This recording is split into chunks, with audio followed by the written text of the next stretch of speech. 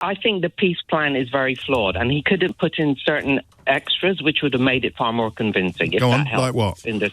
First of all, he could recognise the Palestinian state, which would have won the mind. When and hearts of Netanyahu the wouldn't have Palestinians. signed. Next. Well, we don't know that. Yes, James. we I'm do. just suggesting things that could have made it better. No, okay? of course Netanyahu couldn't have signed that.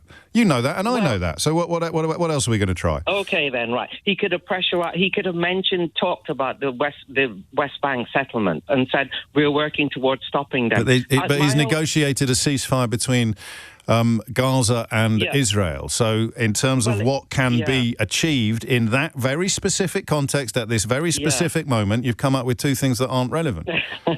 Okay, right. Let me try one more then. Third time lucky, David. Third time lucky. Third time lucky, yeah.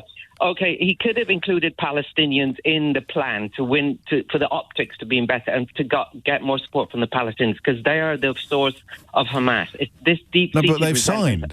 But they've signed. So the argument that he should have done this or he should have done that is a little bit moot. But I'm saying because he's done whatever needed to be done to get all the signatures on the document.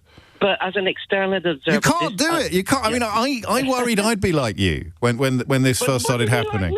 Well, what I mean is, you can't get. Look, the man is hideous. He's absolutely hideous. He's a danger to democracy, decency, all of those things. But no one could have done a better job than this.